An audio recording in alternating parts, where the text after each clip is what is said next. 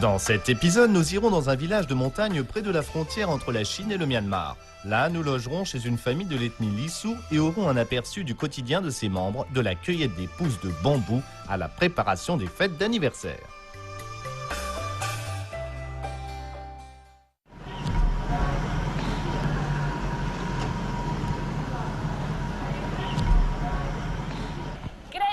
Salut, c'est agréable d'être ici dehors dans ce climat tropical et on va dans un endroit qui s'appelle Yingjiang et qui est à la frontière entre la Chine et la Birmanie, appelé officiellement Myanmar.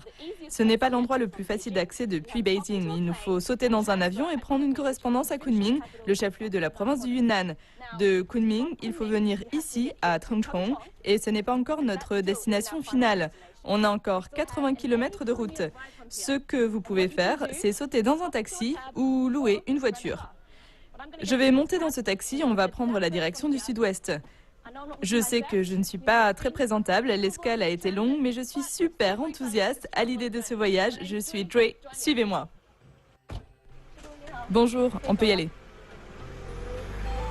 Le district de Yingjiang se trouve à l'extrémité ouest du Yunnan, une province célèbre pour sa mosaïque de culture. Yingjiang relève administrativement de la préfecture autonome d'Ag et Tingpo de Doron. Les Dag et les Tingpo sont ces deux principales minorités ethniques, mais nous allons nous aventurer dans les terres de la tribu moins connue des Lisu. Alors que la ville laisse place aux montagnes vertes et aux rizières et que la marche devient un moyen de transport clé, Joey oublie son derrière endolori. On change vite de véhicule pour un autre dont le chauffeur connaît bien les routes qui serpentent. On se dirige vers le village de Siamangpie et quand on arrive à ses portes, Joey est accueilli par un homme chaleureux, le chef local. Bonjour monsieur Yu. Bonjour. Enfin, nous y sommes. C'est un voyage difficile. Pas tant que ça. En arrivant, on remarque de grands bols sur les cimes des arbres. Pourquoi sont-ils là? C'est une tradition que nous avons, nous les Lisu.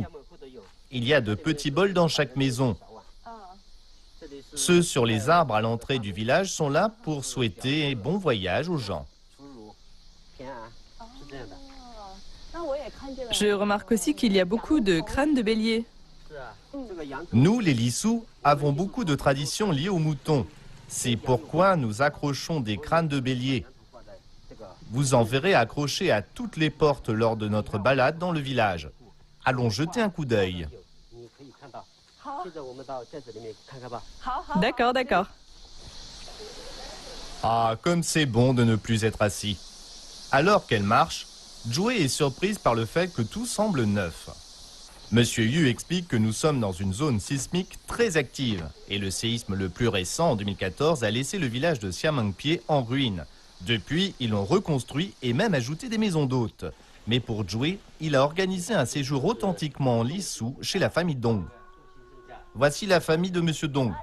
C'est super, nous y sommes. Monsieur Dong est celui qui porte le polo rouge. Et à côté, c'est son père. Et voici son frère aîné. Asseyez-vous.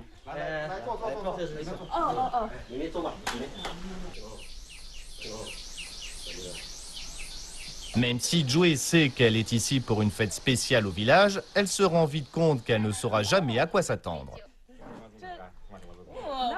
Oh, on a un verre de bienvenue, c'est sympa.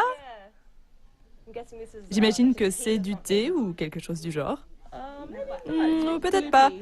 C'est un peu visqueux, regardez. C'est comme des céréales ou quelque chose comme ça. Et qu'est-ce que c'est exactement? Du baijiu. De l'alcool? De l'alcool. Bon. Ma boisson de bienvenue est alcoolisée, super. J'aimerais me souvenir de cette expérience, mais oui, j'imagine que c'est la façon d'accueillir quelqu'un dans leur village. Comment vous buvez ça? Vous buvez directement.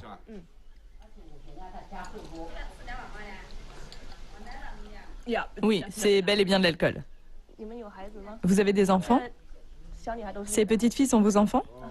Mon frère cadet a 3 enfants et j'en ai 3 aussi. 3 chacun, donc 6 en tout. Il y a 12 membres dans notre famille. Bonjour. Bonjour madame.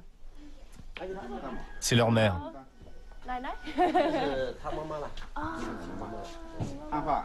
Elle ne parle pas mandarin, juste la langue de notre ethnie. Mon mandarin n'est pas terrible non plus, hein. Si, ça va. Oh mon Dieu, c'est génial. Ce sont les jumelles de mon frère. On a choisi 2 jours propices pour souhaiter longévité à mes parents.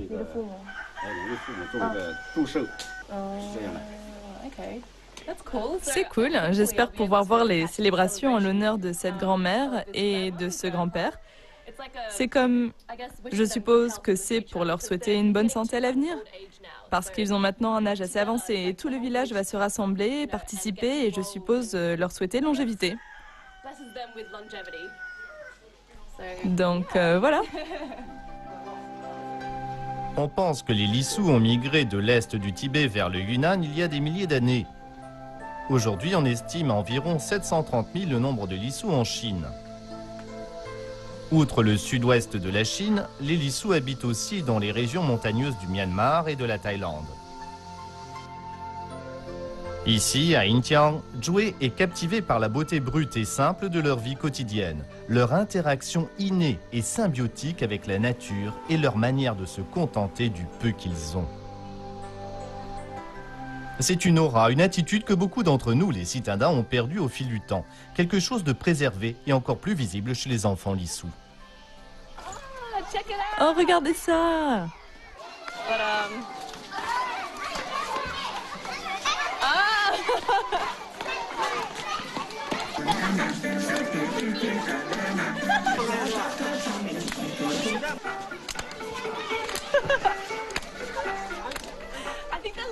Je pense que je suis en train d'apprendre une danse de la minorité ethnique lissou et qu'ils la regardent à la télévision. Et d'après ce que je vois, il y a aussi de petits mots écrits en lettres qui sont tournés à l'envers. Ce sont des lettres latines et c'est l'une des langues ou l'une des façons d'écrire la langue des lissous.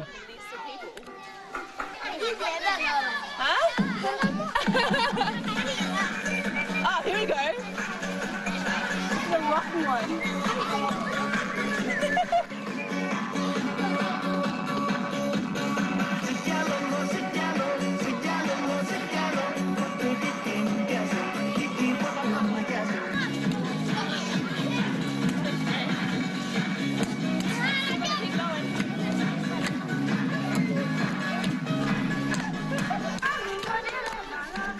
Les rythmes et les pas sont un peu plus difficiles que la Macarena.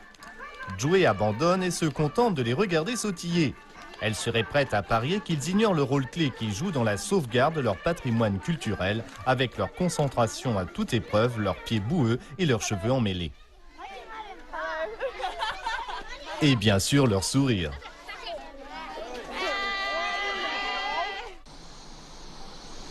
Alors que la nuit tombe sur Yintian, Zhué se retrouve chez les Dong.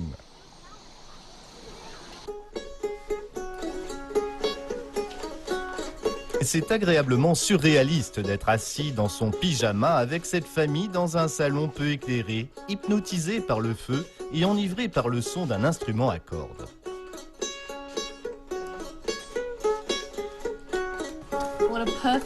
Quelle manière parfaite de terminer la journée. Il a fallu un certain temps pour arriver ici et ce n'est pas l'endroit le plus facile d'accès, mais je suis sûre que les prochains jours vont être assez incroyables, vous savez. Je suis déjà si bien tout simplement à me détendre ici et à terminer la soirée de cette façon. J'ai vraiment l'impression d'être une privilégiée, de pouvoir passer du temps avec la tribu Lissou et de voir comment se déroule leur quotidien. Demain, je crois qu'ils vont me faire essayer de récolter des pousses de bambou. On va voir comment ça se passe. Et ils vont aussi me montrer comment ils moulent le riz. Ah oui, la chose pour laquelle je suis super enthousiaste, c'est la prochaine fête d'anniversaire des anciens, la grand-mère et le grand-père de ces jeunes enfants. Oui, j'ai grand hâte de voir comment ça va se passer. Je n'en ai aucune idée, mais ça va être génial.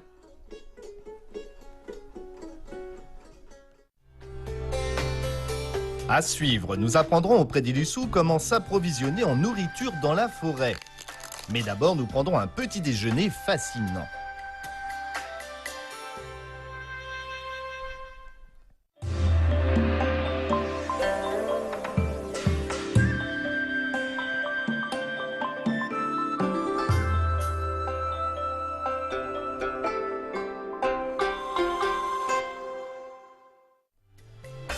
Dans cet épisode, nous irons dans un village de montagne près de la frontière entre la Chine et le Myanmar. Là, nous logerons chez une famille de l'ethnie Lisu et aurons un aperçu du quotidien de ses membres, de la cueillette des pousses de bambou à la préparation des fêtes d'anniversaire.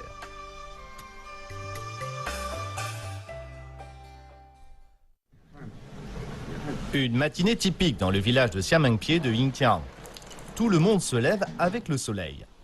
Et aujourd'hui, Joey va aider les Lisu dans leurs travaux quotidiens. C'est l'heure de se lever. Oui, je sais, je fais partie de ces gens agaçants le matin. C'est juste un jour ordinaire pour la famille Dong, mais pas pour moi. Je viens de passer ma première nuit ici avec une famille Lisu. Ça veut dire dormir sur des nattes de paille, se réveiller au chant du coq et respirer l'air frais des montagnes.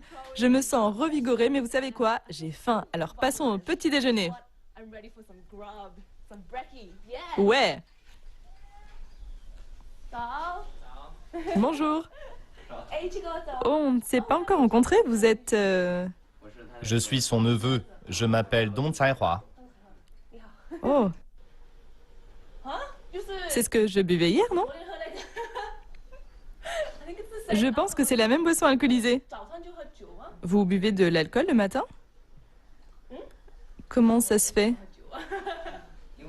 Parce que ça réchauffe l'estomac. Ça ne donne pas la tête qui tourne? Combien de tasses vous buvez habituellement? Une. Bon, ça devrait aller alors.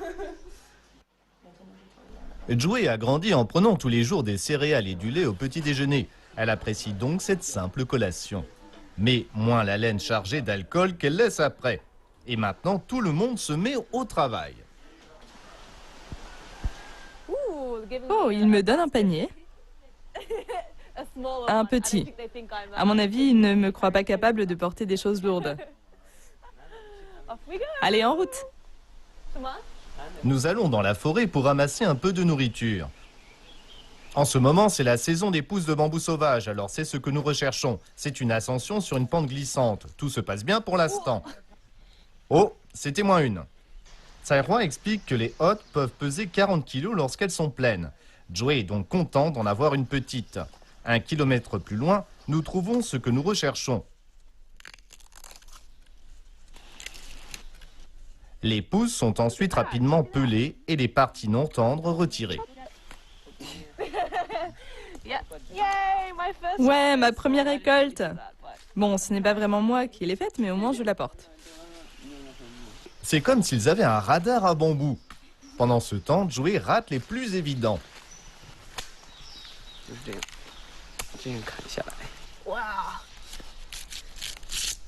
Vous ne prenez pas cette partie? Non, elle est trop vieille.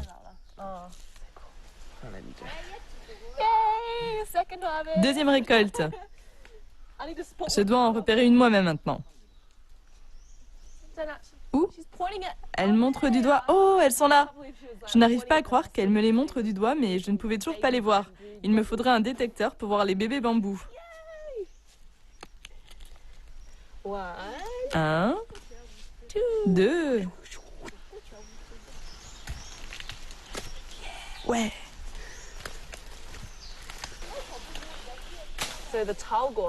Ce que nous recherchons, c'est le traoguo.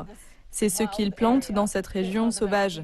Je pense que c'est l'une des rares choses qu'ils plantent. Tout le reste est juste sauvage. Encore une fois, Joey ne sait pas ce qu'il faut trouver. Une épice ou quelque chose comme ça. Ah, ces trucs ronds et rouges là?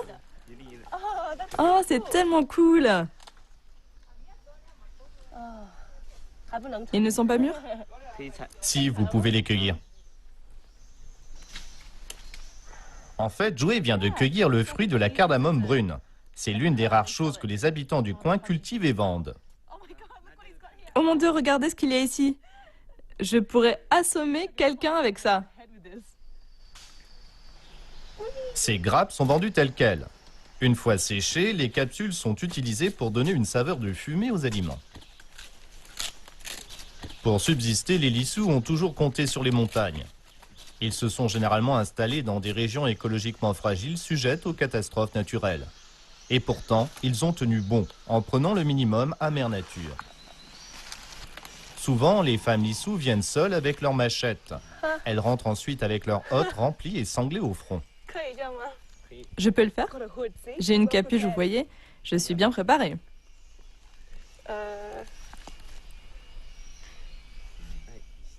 Oh! C'est dur pour la nuque, là. Après un peu d'entraînement, je pourrais être pilote de F1. Oh, c'est clair que non.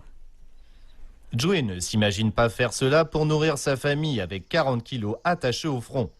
Il faut dire que chercher des articles dans les rayons de supermarché suffit à lui donner des maux de tête. Sur le chemin du retour, on traverse un ruisseau et on passe devant un moulin à riz. Et on prépare le déjeuner.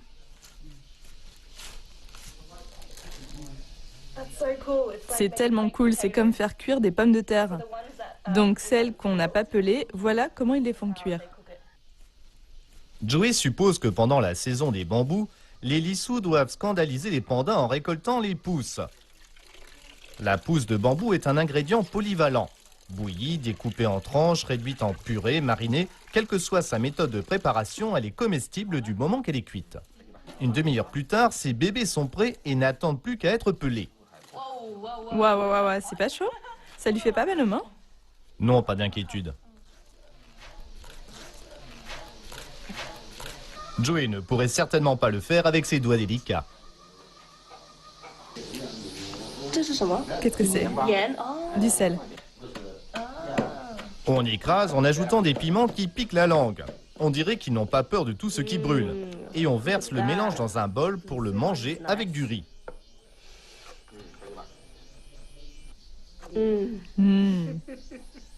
C'est prêt. Je ne peux plus attendre. Qu'en dites-vous? Voilà une matinée bien réussie, non? C'est vraiment croquant, très tendre et c'est aussi vraiment, vraiment épicé.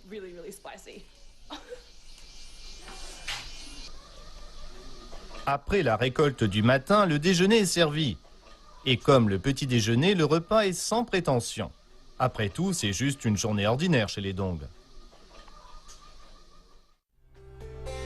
À suivre, grand-mère et grand-père Dong vont célébrer leur anniversaire à la manière des lissous, ce qui signifie des costumes colorés, des rituels chamanistes, ainsi que des chants et des danses à n'en plus finir.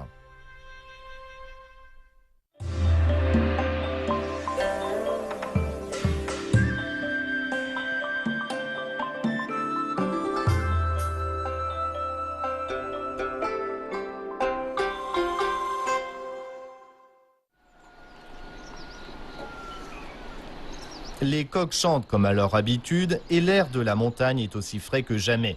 Mais aujourd'hui n'est pas un jour comme les autres pour la famille Dong. C'est le jour qu'attendait tout le village et Joey, celui de la fête d'anniversaire en l'honneur de la grand-mère et du grand-père Dong. Leurs tenues faites main sont portées seulement lors d'occasions très spéciales. Transmises de génération en génération, elles valent probablement une fortune.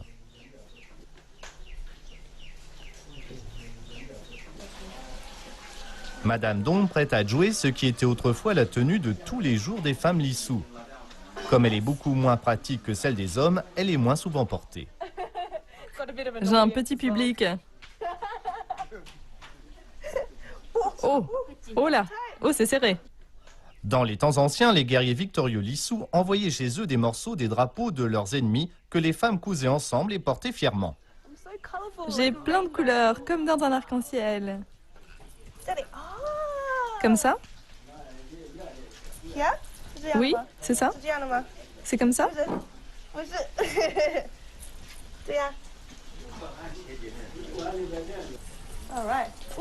Oh, il y a une coiffe aussi. C'est cool. Qu'en pensez-vous? Ça me va? Ce qui est sûr, c'est que cette coiffe n'est pas l'idéal pour aller récolter des pousses de bambou. C'est joli?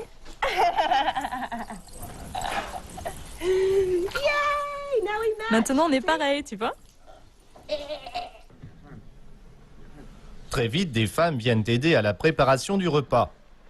Pourtant, déjà vêtues de magnifiques tenues qui attirent l'œil, elles mettent la main à la pâte. Bien sûr, ce n'est pas qu'un travail fastidieux, c'est surtout l'occasion de discuter et cela fait partie des réjouissances. Ça sent tellement bon ici. Tous ces gens dans la cuisine sont des voisins ou tes parents? On est tous de la même famille.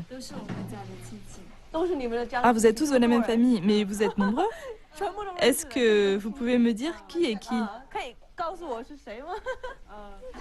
Voici une de mes belles-sœurs. En voici une autre. Et en voici encore une autre. Et puis elle aussi. Voici une de mes tantes. En voici une autre. Beaucoup de gens vont venir aujourd'hui. Est-ce que vous devez cuisiner pour tout le monde? Oui, on fait à manger pour le village tout entier. Voilà, un sacré travail d'équipe, n'est-ce pas? C'est assez impressionnant. Nourrir des dizaines et des dizaines de bouches, voilà qui n'est pas une mince affaire. Mais l'atmosphère est loin d'être frénétique. Elle est décontractée dans le style lissou. Et tout le monde apporte sa contribution.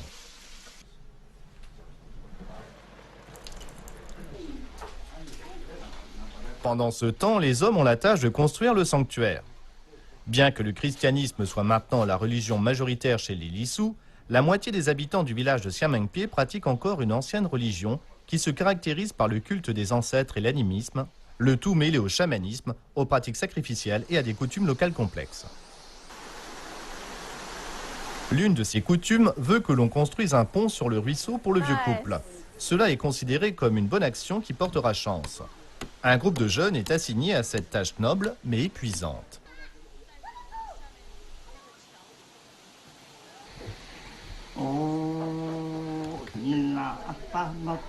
Et sans avertissement, au milieu des volutes d'encens, le chaman se met à chanter et la cérémonie commence.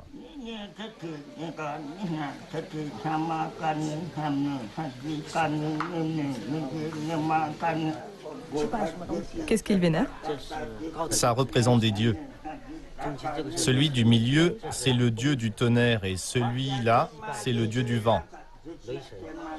Il prie pour la longévité pour que les aînés soient centenaires.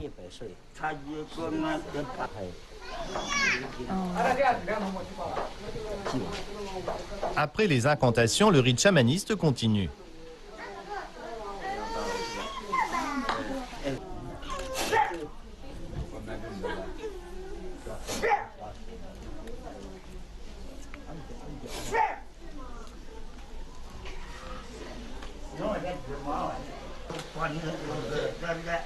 C'est une longue cérémonie.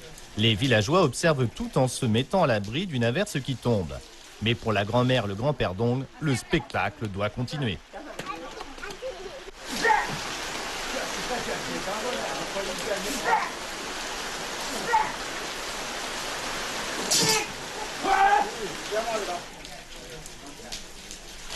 Joey reconnaît qu'elle n'a jamais rien vu de semblable. Pour elle, c'est plus qu'une simple expérience. Elle en a des frissons. Elle ressent à la fois du mystère et du bien-être. Les odeurs et les sons sont surprenants, mais apaisants. On dirait que rien n'a de sens, ou alors c'est tout le contraire.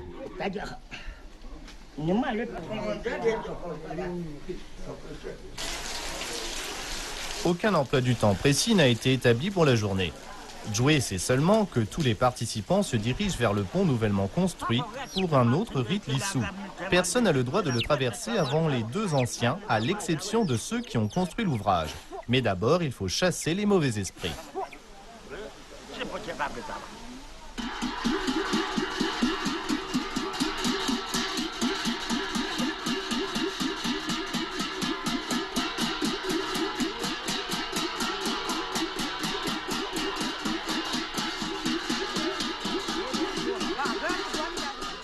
Les Lissous croient que les âmes de leurs ancêtres demeurent dans des bols et que boire le liquide qu'ils contiennent, ici de l'alcool de riz, s'apparente à recevoir leur bénédiction.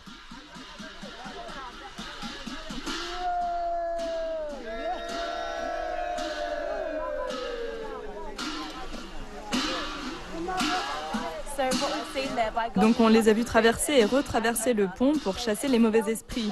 Toute la famille l'a fait. La grand-mère et le grand-père l'ont traversé en premier. Ça marque aussi la fin d'une grande fête d'anniversaire réussie.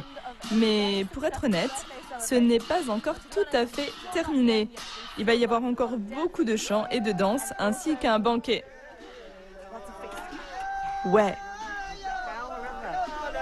Il y aura à boire aussi, et en grande quantité. Joey ne se serait jamais imaginé faire une procession sous la pluie en train de boire de l'alcool fait maison tout en écoutant des chants lissous pour une fête d'anniversaire.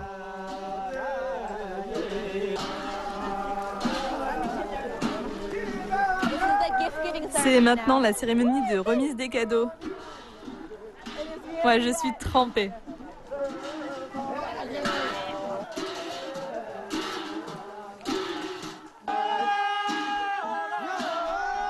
En écoutant attentivement, Joey se rappelle de ce que Monsieur Yu lui a dit à son arrivée. Les moutons sont un symbole des lissous. Le vibrato dans la voix des villageois imite le bêlement du mouton. Ils frappent aussi le sol avec leurs pieds pour rappeler le bruit des sabots de l'animal.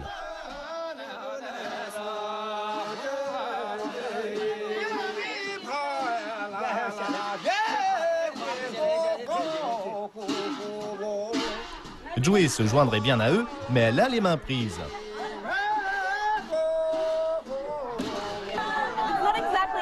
Ce n'est pas très bon pour la santé, pour un cadeau censé l'être, mais c'est une fête d'anniversaire après tout.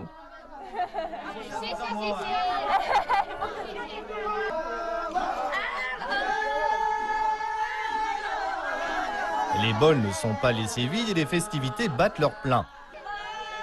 Cette aventure chez les lissous de Yingtiang valait-il le trajet en avion et en voiture? Cela ne fait aucun doute. Que le grand-père et la grand-mère Dong ainsi que tous leurs descendants vivent plus de 100 ans.